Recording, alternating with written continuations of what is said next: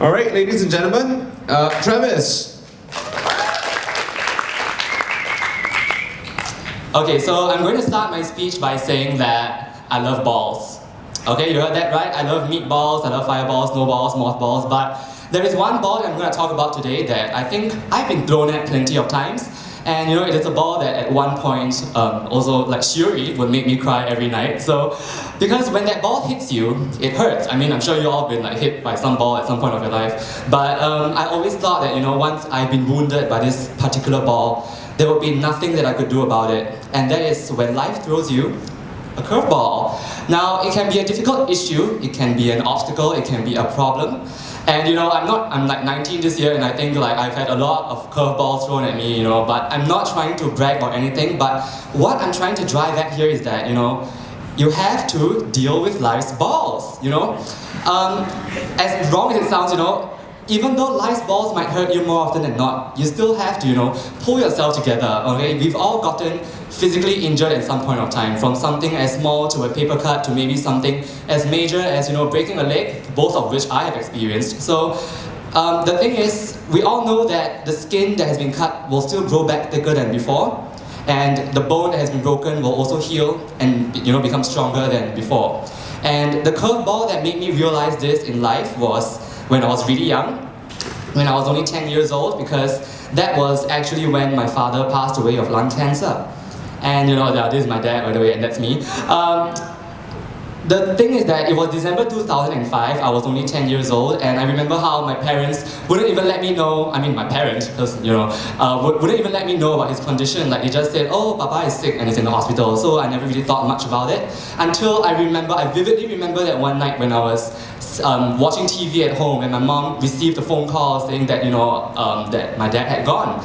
So I remember that we immediately took a cab down to SGH from Jurong, and it was probably the longest cab ride of my life because that was when I kind of figured out what had happened.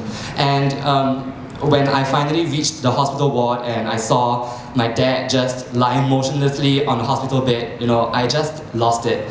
I have never cried harder in my life, and knowing that the body that's lying there is a parent who had doted on me the most, always helped me when I was scolded, he was my pillar of support.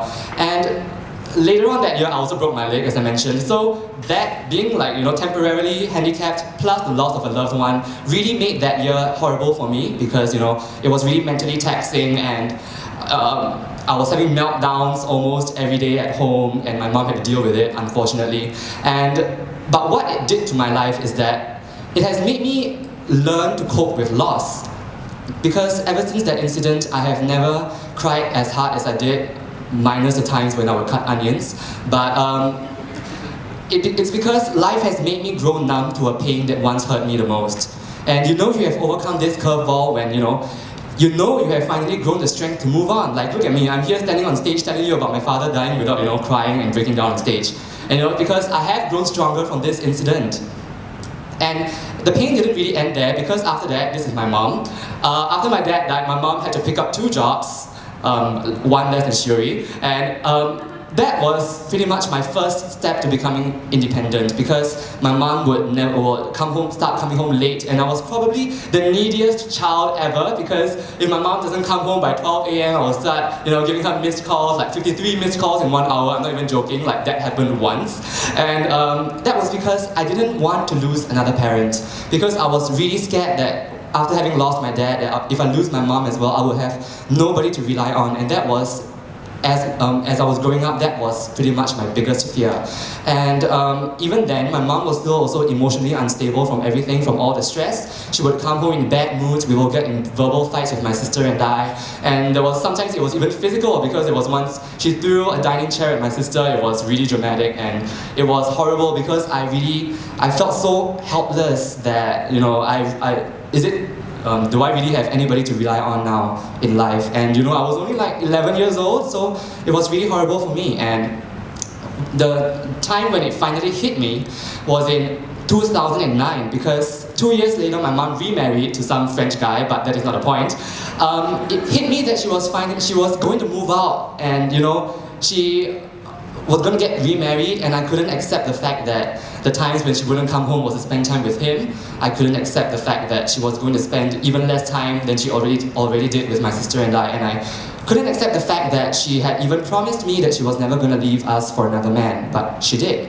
And imagine being at that age and having to see your mom only once a month, or even twice if you're lucky, and that's pretty much the situation that I am in right now. And what it created for me was that it created this huge learning curve to independence throughout the past 5 years. My sister and I were practically raising ourselves in our little HDB flat in Jurong, and we had to sweep our own floors, iron our own clothes, wash our own dishes. It was a real struggle, especially when I was only 14, because all my friends were out there having fun, and meanwhile I'm just, at home doing household chores like a housewife, and that was a real struggle. And I thought that life was being really unfair. Why do I have to grow up in such an environment?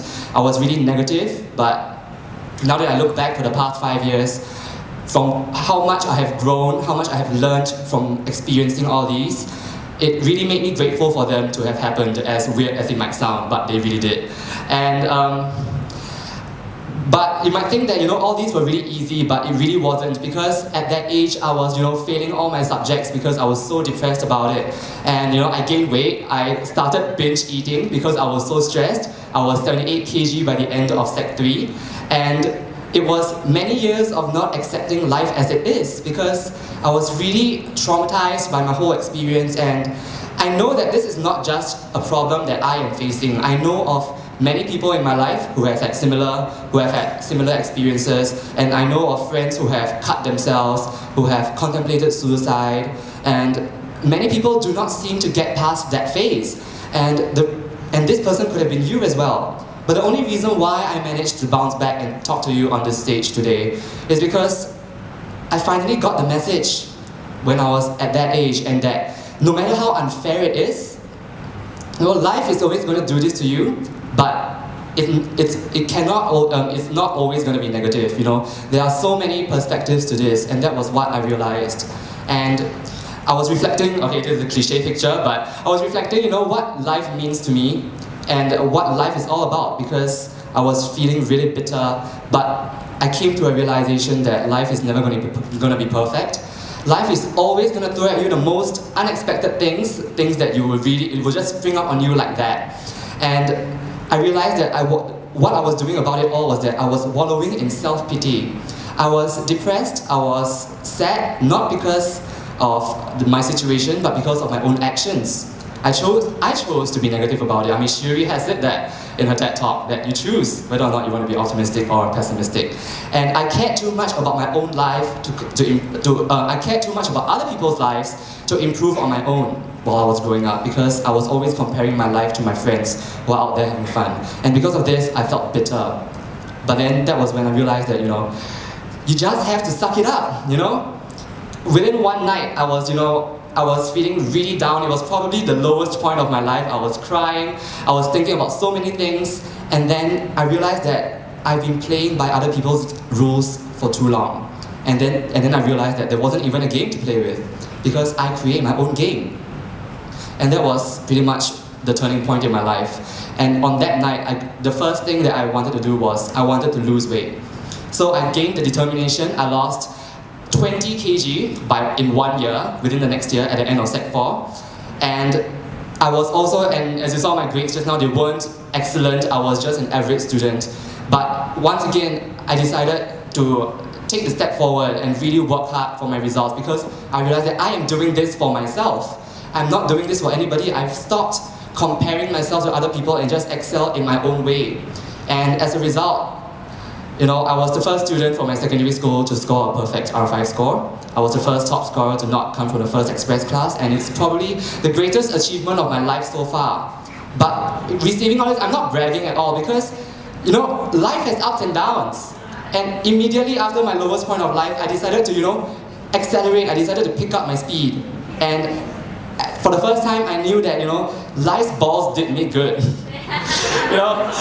I've grown so much, and I wouldn't have done all this if not for the balls that life threw at me. Okay, let's be real here. And I've grown so much, and I know that all the pain that I have faced throughout my childhood were not in vain. I've grown stronger, I've matured much more, and I've really learned to look at things from a broader perspective.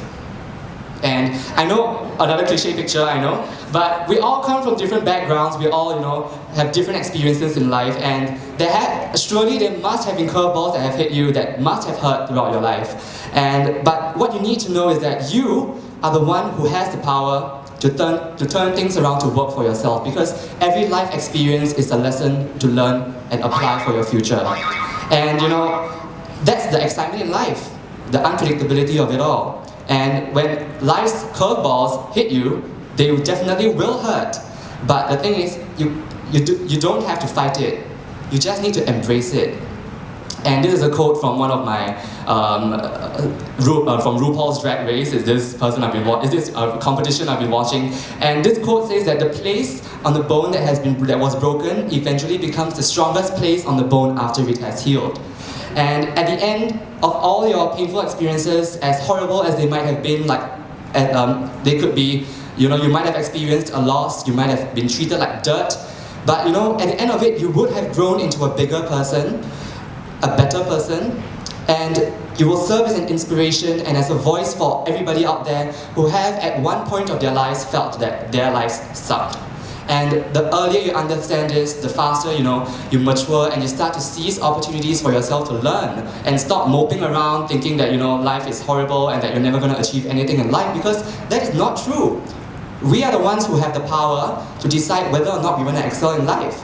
And if you think life is being unfair because you're different, you have to deal with it in a way that benefits you, and ask yourself how you are going to handle the next the next curveball that life is going to throw at you. So the next time something happens to you, know that you only have two options. Okay, number one is to not do anything. You feel horrible, and then you just deal with the adversity and hang on to the fact that this is going to cling onto you for the rest of your life. Or you can deal with it, deal with the pain, let the wounds heal, allow calluses to form, and and never feel the same pain again, because they say no pain, no gain, right? And I know life has made me a better person because I dealt with the pain when curveballs came.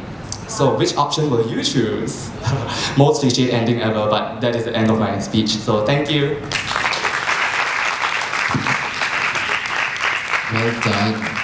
All right, I had a ball of a time. Well, I'm sure you did. Well.